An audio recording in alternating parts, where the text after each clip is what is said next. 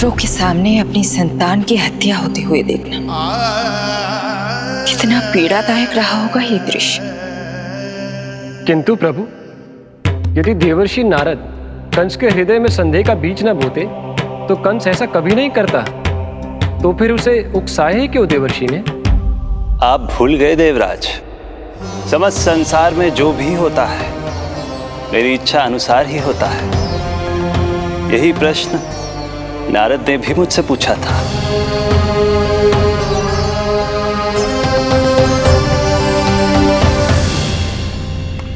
नारायण नारायण।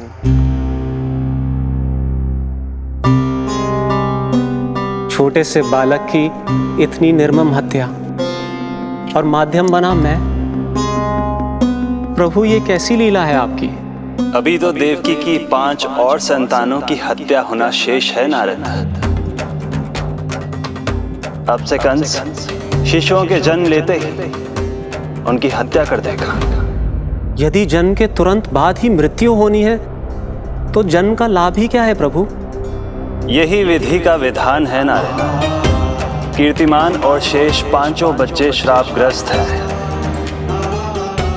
जन्म के कर्मों के अनुसार अल्पायु होना उनकी नियति है।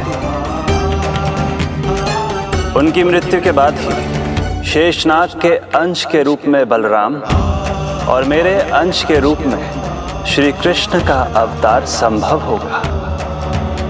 नारायण नारायण।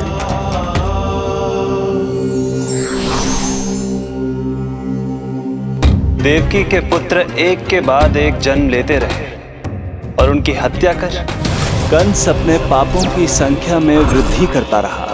नहीं! मत मारो! मेरा पुत्र! मेरा पुत्र!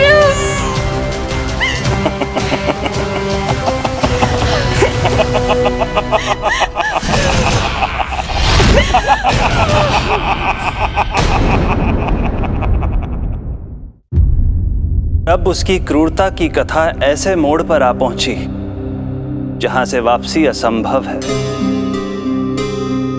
क्योंकि अभी अभी उसने देवकी के छठे पुत्र का वध कर दिया है। हे प्रभु, कितना दुर्दांत है ये कंस। किंतु एक ही जन्म में एक साथ 2 माताओं का पुत्र बनने में उसने आपकी सहायता कैसे की प्रभु? उसके भय ने उससे ये कार्य सहज ही करवा दिया देवराज। जन्म लेते ही माता देवकी के सभी पुत्रों की हत्या कर उसने मुझे विवश कर दिया है। अब जीवित रहने के लिए मेरे अवतार को माता देवकी की कोख से जन्म लेने के तुरंत बाद मैया यशोदा के पास गोकुल जाना ही होगा। और इस प्रकार कंस के कारण एक ही जन्म में 2 माताओं का पुत्र बनने का आपका वचन सत्य सिद्ध होगा। आपकी लीला अपरंपार है प्रभु। आप सब अब निश्चिंत होकर जाइए। मेरे अवतार के जन्म होने की घड़ी अब निकट ही है। हम धन्य हुए प्रभु। हम धन्य हुए प्रभु।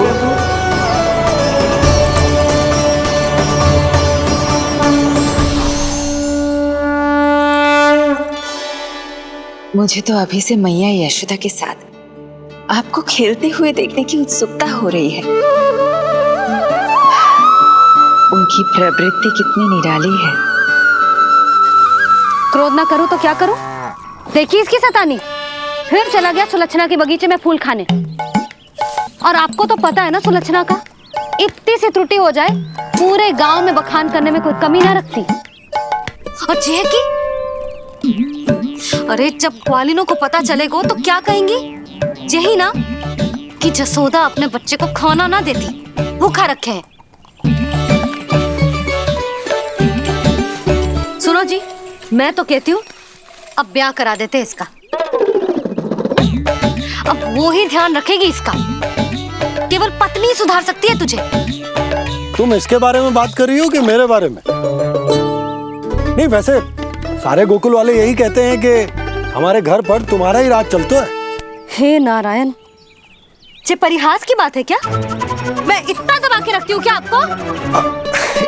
यशोदा, हास की बात थी, रामू के कारण मुंह से निकल गई। तुझसे तो मैं बात ही ना करूंगी, कर अपने मन की।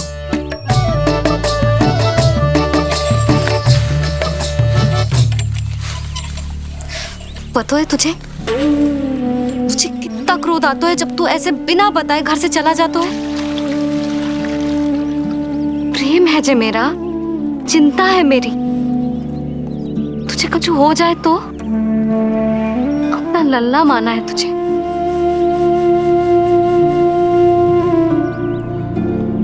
मेरे भाग्य में तो आमन्ना लिखो ही ना है।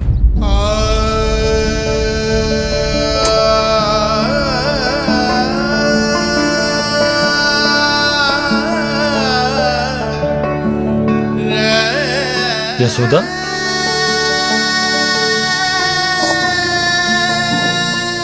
आपको पता है जब मैं छोटी थी इसके जैसी चंचल थी। गांव वाले कहते थे एक बार बड़ी हो जाएगी अपने आप ठहराव आ जाएगा, ना आयो। फिर बड़े बूढ़े कहने लगे चिंता की कछु बात ना है, एक बार शादी हो जाएगी सब ठीक हो जाएगा। ना हुआ। फिर सबन ने कही एक बार बालक हो जाने दो, गोद भर जाएगी अपने आप परिपक्व हो जाएगी। पर गोद तो भरी ना मेरी, बालक तो हुआ ही ना।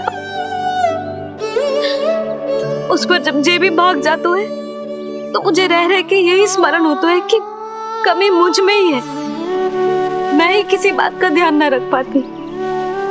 संभव है यही कारण से नारायण ने बालक ना दियो मुझे, यदि देते तो बहुत बुरी मैया बनती मैं। यशोदा, क्या होगा तुम्हें? कहाँ की बात कहाँ लेकर जा रही हो तुम?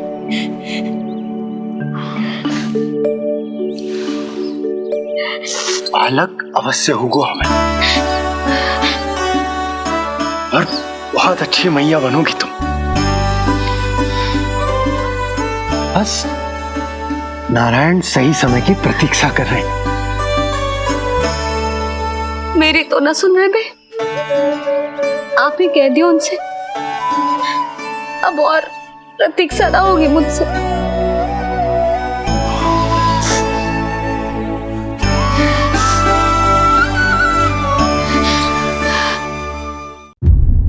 प्रतीक्षा तो अब मुझसे भी नहीं हो रही मैया। तो फिर मैया की इच्छा पूरी कीजिए प्रभु। जिस क्षण की प्रतीक्षा मुझे इतने वर्षों से थी, बस अब वो निकट है। किंतु प्रभु, आपको तो माता देवकी का 8वां पुत्र बनकर जन्म लेना है, तो फिर 7वां पुत्र? धीरज रखिए, धीरज। आपको तो ज्ञात ही है, मेरे यहां देर है, अंधेर नहीं। मैं यहाँ तुम दोनों पर आश्रित हूँ यशोदा। भोजन, सुरक्षा, परिवार का अपनापन सब कुछ दिया है तुमने मुझे, किंतु मेरा दुख मुझे एक क्षण भी चैन लेने नहीं देता। मेरे स्वामी और बहन देवकी कितने ही वर्षों से कंस की काल कोठरी में बंदी है। दिन रात नियति के शाप को सहन करने के अतिरिक्त और कोई उपाय नहीं है उनके पास। ऐसे में मैं सुख की सांस कैसे लूं? कीर्तिमान की हत्या के बाद मेरी सुरक्षा के लिए मेरे स्वामी ने मुझे यहाँ भिजवा दिया चुपचाप, किंतु मेरा हृदय तो वही छूट गया यशोदा।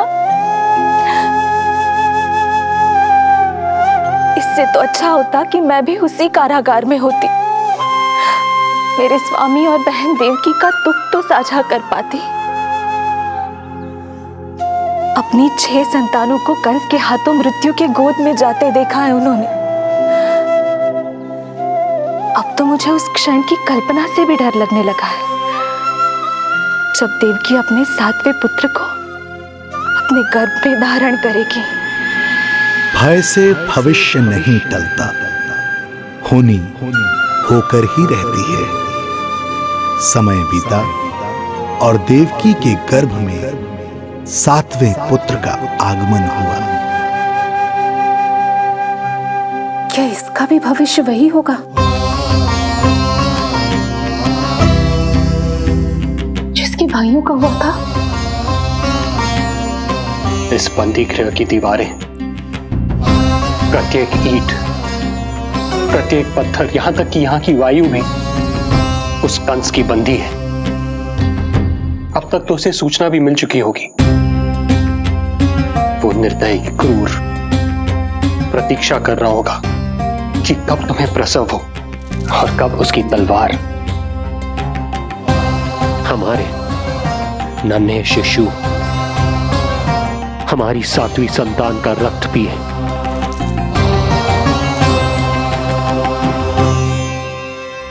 दुर्जन, तुम देवकी की कालकोठरी के बाहर स्वयं उपस्थित रहोगे, प्रत्येक पल 8 प्रहर। जैसे ही शिशु पहली श्वास ले, तुम मुझे सूचित करोगे। अवश्य महाराज, आज्ञा दें।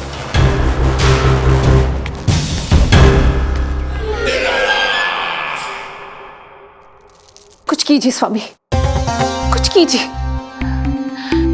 मैं नहीं चाहती कि ये अपनी प्रथम श्वास इस बंदी गृह में ले। देवकी, विवशता से मेरा कलेजा भी फटा जा रहा है, किंतु इस काल कोठरी में बंद मैं कर ही क्या सकता हूं? किंतु इस सृष्टि के पालनहार, जगत की नियंता श्री हरि तो कर सकते हैं, तो फिर क्यों नहीं करते वो कुछ ऐसा कि कम से कम मेरी इस संतान का अंत उतना दुखद ना हो जैसा अन्य संतानों का हुआ था। क्यों नहीं करते वो कुछ? अरे क्यों नहीं करते? बताइए ना स्वामी, क्यों नहीं करते वो? क्यों नहीं करते? जो देवी भविष्य में मेरी मां बनने वाली है, उनकी करुणा भरी पुकार को मैं व्यर्थ कैसे जाने दे सकता हूं? कंस के राक्षस तत्व के अंत के लिए ऐसी माया की आवश्यकता है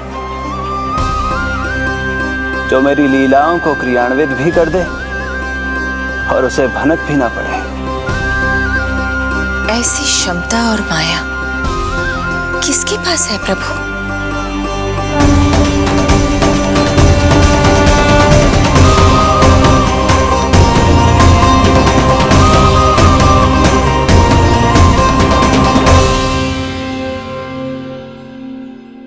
ओम नमो आकर्षिणी ज्वाला मालिनी, ओम नमो भगवती क्लेशनाशिनी।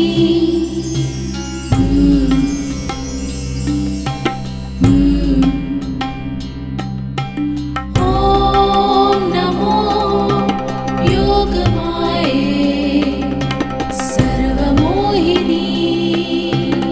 ओम नमो योगमाये आज्ञा दीजिए प्रभु। माता देवकी का गर्भपात करके उस संतान को रानी रोहिणी के गर्भ में स्थापित कीजिए देवी।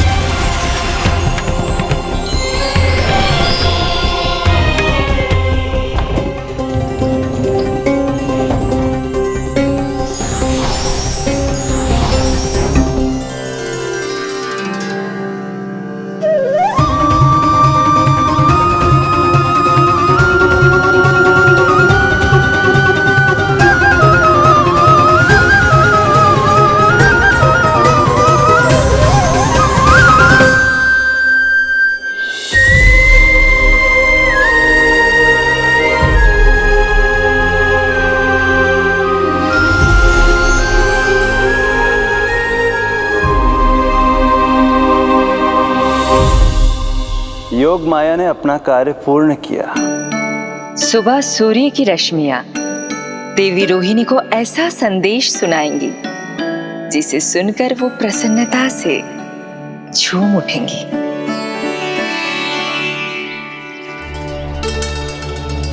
यादव कुल के नए राजकुमार के आगमन पर बहुत बहुत शुभकामनाएं रानी।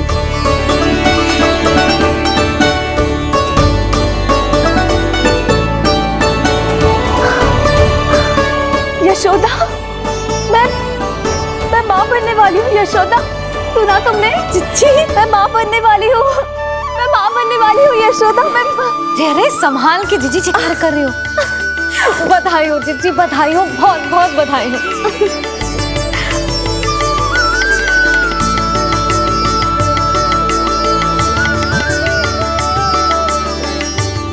विधि का विधान भी विचित्र होता है।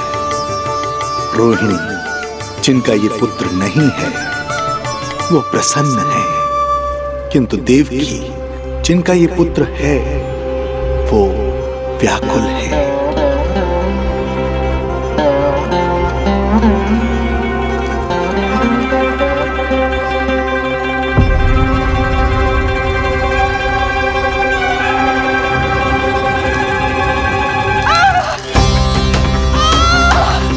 क्या हुआ देवकी? तुम ठीक तो हो? स्वामी, स्वामी मेरा पुत्र, स्वामी हमारा पुत्र चला गया। स्वामी, हमारा पुत्र चला गया। धीरज धरो देवकी, संभव है यही श्री हरि की इच्छा हो। किंतु मैंने उनसे ये तो नहीं मांगा था ना स्वामी। मैंने कहा था हमारा पुत्र यहाँ श्वास न ले। इसका ये अर्थ नहीं था। क्यों किया नारायण ने ऐसा? क्यों किया?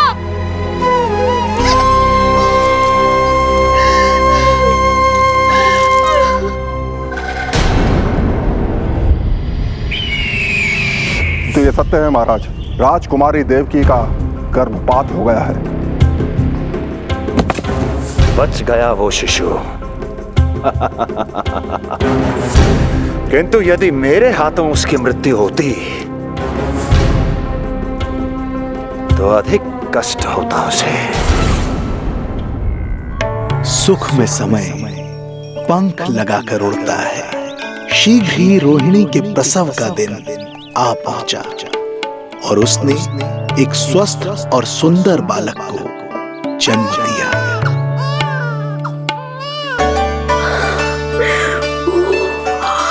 लो जिज्जी, संभालो अपने लल्ला को, जी भर के निहार लो इसे।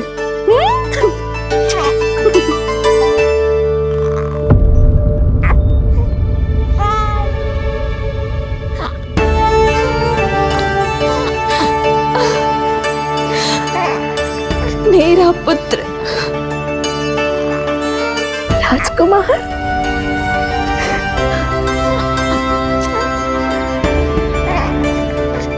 अच्छा जीजी, मैं तनिक इनको भी सूचना देकर आती हूँ। वसुदेव भैया तक भी तुझे शुभ समाचार पहुंचाना है। राजकुमार कौन है? हाँ, गोकुल का राजकुमार है। हाँ, गोकुल का राजकुमार है मेरा बच्चा। बल तो इतना है कि पूछो ही मत आप। एक बार उंगली पकड़ लेना तो उसके बाद छुड़ाना अत्यंत कठिन हो जाता है। और दृष्टि ऐसी कि एक बार में मन मोह ले। भगवान श्री राम की भांति सबको प्रसन्न रखतो है। बस तो फिर उसका नाम बल राम रखना। तो फिर उसका नाम बल राम रखना। देवकी, बधाई हो, तुम छोटी मां बन गई। भैया, आप दोनों कछु चिंता न करियो। बलराम का लालन पालन मेरा उत्तरदायित्व है। उसे कछु कमी ना होने दूंगा मैं।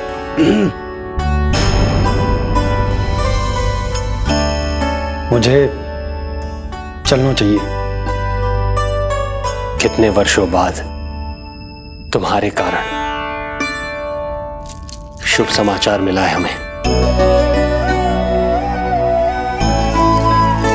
श्री नारायण हमेशा तुम पर कृपा बनाए रखे।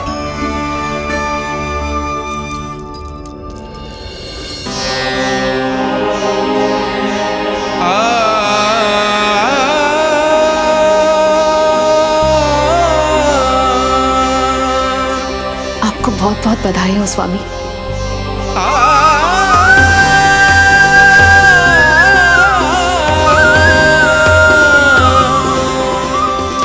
देवकी, क्या हुआ?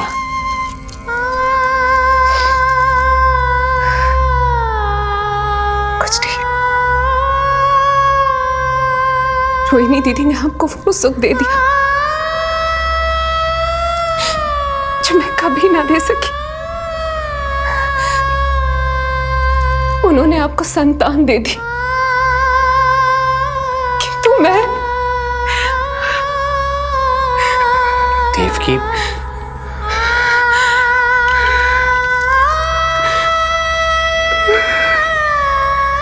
इस समय जो व्यथा माता देवकी की है वही पीड़ा माता यशोदा की भी है।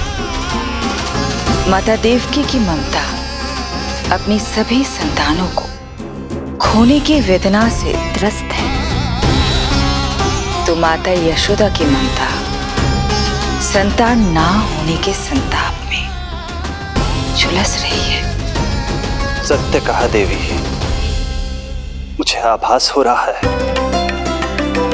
मैया यशोदा का हृदय मुझे अपनी गोद में खिलाने के लिए कितना व्याकुल है। सच्ची श्रीहरि, सच्ची मैं प्रसन्न हूं मैं कि आपके आशीर्वाद से रोहिणी जी को इतना प्यारा लल्ला हुआ है। पर मुझसे क्या त्रुटि हुई नारायण? मुझे क्यों न दियो आपने लल्ला? मुझसे क्या त्रुटि हुई नारायण? मुझे क्यों न दियो आपने लल्ला?